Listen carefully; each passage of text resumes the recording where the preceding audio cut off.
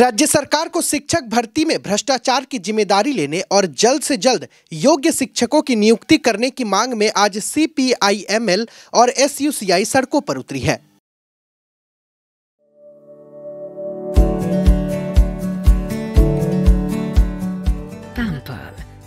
Not just a hospital, but a mother. Party कार्यकर्ताओं ने शिक्षकों पर पुलिस अत्याचार के खिलाफ भी आवाज उठाई है। CPIML की ओर से शहर के हाशमी चौक पर विरोध प्रदर्शन किया गया। दूसरी ओर SUCI की ओर से सिलीगुड़ी के कोटमोर इलाके स्थित पार्टी कार्यालय से एक रैली निकाली गई, जहां सिलीगुड़ी थाने में पहुंची और वहां सदस्यों ने विरोध प्रदर्शन किया। আজকের বিক্ষোভ আপনারা সকলেই জানেন যে পশ্চিমবঙ্গের ইতিহাসে এরকম মর্মান্তিক ঘটনা ঘটেনি। 26,000 যারা দীর্ঘদিন ধরে চাকরি করছে, 2016 সালের ব্যাচ যারা, তাদের সকলকে সুপ্রিম কোর্ট রায় দিয়ে তাদের সমস্ত অ্যাপয়েন্টমেন্ট লেটার কেড়ে নিচ্ছে এবং তাদের চাকরি বাতিল করে দিচ্ছে। এখন প্রশ্ন হচ্ছে যে চাকরি বাতিল হলো কেন? এখানে একটা অল্প অংশ আছে যাদের বিরুদ্ধে যে অভিযোগ যে তারা ঘুষ দিয়ে এবং দুর্নীতির পথে চাকরি পেয়েছিল। আমাদের যেটা প্রশ্ন, একটা অল্প অংশ যারা দুর্নীতি এবং ঘুষ দিয়ে চাকরি পেয়েছিল তাদের জন্য প্রায় 26,000-এর মধ্যে প্রায় 20,000 যারা ন্যায্য পথে মেধার ভিত্তিতে চাকরি পেয়েছিল, তাদের চাকরি যাবে কেন?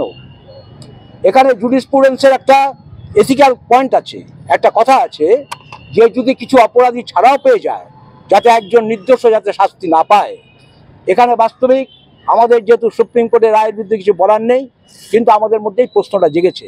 শুধু আমাদের মধ্যে নয়, সমস্ত পশ্চিমবঙ্গ ভারতবর্ষের মানুষের মধ্যে প্রশ্নটা জেগেছে। আজকের আন্দোলন যেমন আমরা এর বিরুদ্ধে প্রতিবাদ করছি, এবং যে সমস্ত যারা চাকরি হারিয়েছে তারা যখন চাকরির দাবিতে যখন বিভিন্ন ডিআই অফিসগুলোতে গিয়েছিল, সেখানটা আমরা দেখলাম বিভিন্ন থানাতে বাস্তবিক তাদের উপর যে অমানবিক বর্বরোচিত ব্যবহার করা হয়েছে এবং পুলিশ মন্ত্রীর নির্দেশে যেভাবে তাদের লাঠিচার্জ করা হয়েছে এবং তাদের উপর তাদের আক্রান্ত করা হয়েছে, আমরা এর বিরুদ্ধে সর্বত্র সমস্ত থানায় আমরা প্রতীকী বিক্ষোভ দেখাচ্ছি এবং তারই পার্ট হিসেবে আমাদের জেলায় আমরা এই কর্মসূচি নিয়েছি।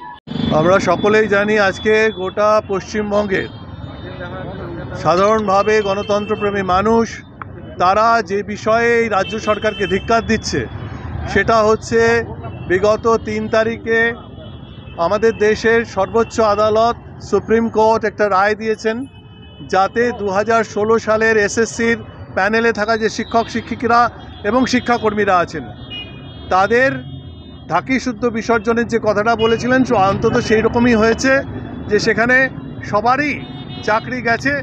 সেখানে কিন্তু রায়ের মধ্যে একটা অদ্ভুত ব্যাপার আছে, সেখানে টেন্টেড এবং আনটেন্টেডের কথা বলা হচ্ছে। টেন্টেড টিচার্স এবং আনটেন্টেড অর্থাৎ যাদের গায়ে কলঙ্ক আছে বলে প্রমাণিত, অর্থাৎ যারা টাকা পয়সার বিনিময়ে হয়তো পরীক্ষা না দিয়ে বা সাদা খাতা জমা দিয়ে চাকরি পেয়েছিলেন তাদের কথা উল্লেখ করা হয়েছে, এবং আনটেন্টেড যাদের সেরকম কোনো তথ্য পাওয়া যায়নি, তার তথ্য প্রমাণ নেই যে যারা এটা দুর্নীতি করে চাকরি পেয়েছেন, সেই সংখ্যাটাও বলা হয়েছে। সুপ্রিম কোর্টের রায়ে প্রায় 19,000 শিক্ষক যারা কিন্তু যোগ্য শিক্ষক হিসেবে নিজেরা পরীক্ষা দিয়েছেন, ইন্টারভিউ দিয়েছেন এবং তারা ওই নিয়োগপত্র পেয়ে সেখানে এতদিন ধরে সসম্মানে তারা চাকরি করেছেন, তাদের এক লহমায় চাকরি চলে যাওয়ার পেছনে সবচাইতে বড় যদি দায়ী কাউকে করতে হয় সেটা অবশ্যই রাজ্য সরকার, সেটা অবশ্যই স্কুল সার্ভিস কমিশন।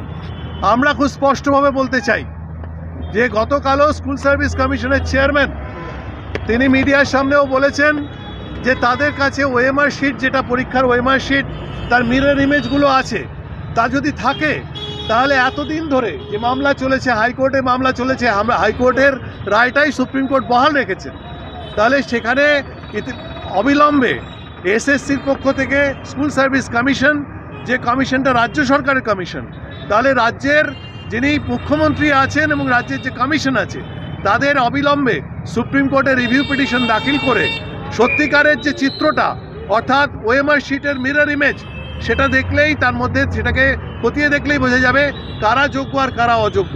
তাহলে আমরা যোগ্য শিক্ষকদের অবিলম্বে পুনর্বহাল করা, তাদের যাতে বেতন বন্ধ না হয়ে যায় সেই দাবি আমরা গোটা পশ্চিমবঙ্গ জুড়ে করছি। আজকে কলকাতায় আমাদের কেন্দ্রীয় মিছিল আছে, জেলায় জেলায় আমরা বিক্ষোভ করছি এবং আমরা এটাই বলছি যে মুখ্যমন্ত্রী অনেক ঘটা করে তিনি নেতাজি ইন্ডোর স্টেডিয়ামে দাঁড়িয়ে তিনি বললেন আমরা যোগ্য এবং যোগ্যদের প্রথমে আমরা দেখব এবং তারপরে প্রয়োজনে আমরা অযোগ্যদের চেষ্টা করব। এটা কি করে হতে পারে? যাদের অযোগ্য বলে যোগ্য প্রার্থীরা বলছেন তাদের ডেকে তাদের জন্য তিনি কি করবেন এবং কেন? আজকে যদি এসএসসি এত বছর ধরে না দিয়ে থাকে তার পেছনে দায়িত্ব রাজ্য সরকারকে নিতে হবে, মুখ্যমন্ত্রীকে নিতে হবে। এবং গতকাল আমরা অদ্ভুতভাবে দেখলাম যে যখন যোগ্য শিক্ষকেরা তারা ডিআই অফিস অভিযান করছেন, গণতান্ত্রিক পদ্ধতি আন্দোলন করছেন, তাদের ওপর পুলিশ লেলিয়ে দেওয়া হলো এবং সেই পুলিশ অফিসাররা তারা বুকে লাথি মারছেন, তারা লাঠি মারছেন, তাদের গ্রেপ্তার করা হলো। মেহবুব মণ্ডল সহ যারা নেতৃত্ব দিচ্ছেন এই আন্দোলনের, অর্থাৎ যোগ্য শিক্ষক শিক্ষিকা যে অধিকার মঞ্চ, তাদের সবাইকে গ্রেপ্তার করা হলো। আজকে তারা মিছিল করেছেন, আমরাও সর্বত্র কলকাতা সহ সর্বত্র মিছিল এবং বিক্ষোভ, এই ধরনের ছোট বড় বিক্ষোভ আমরা করছি এবং এটা এত বড় ইস্যু আমরা ছেড়ে দেবো না। আমরা মুখ্যমন্ত্রীর কাছে ইতিমধ্যে আমাদের পার্টির পক্ষ থেকে আমাদের যে দুজন মেম্বার অফ পার্লামেন্ট আছেন তারা রাষ্ট্রপতির কাছে চিঠি পাঠিয়ে দিয়েছেন। পার্টির জেনারেল সেক্রেটারি দীপঙ্কর ভট্টাচার্য তিনি রাষ্ট্রপতিকে লিখেছেন। আমরা শুনেছি যে পার্লামেন্টে অর্থাৎ সংসদে যিনি বিরোধী পক্ষের নেতা রাহুল গান্ধী তিনিও একটা চিঠি আমাদের দেশের প্রেসিডেন্টকে পাঠিয়েছেন। সুতরাং আমরা এটা সর্বোচ্চ যেখানে আমাদের প্রশাসনিক যে বিষয়টা আছে, যে দায়রাটা আছে, সেখানে আমরা পৌঁছচ্ছি, আমরা রাস্তায় আছি। সুতরাং এখানে কোনো রাজ্য সরকারকে ক্ষমা করার প্রশ্ন নেই, তাদের জবাব দিতে হবে এবং যোগ্য অযোগ্যর সম্পূর্ণ যে তালিকা সেটা সুপ্রিম কোর্টে তাদের জমা করতে হবে, এটাই আমাদের দাবি।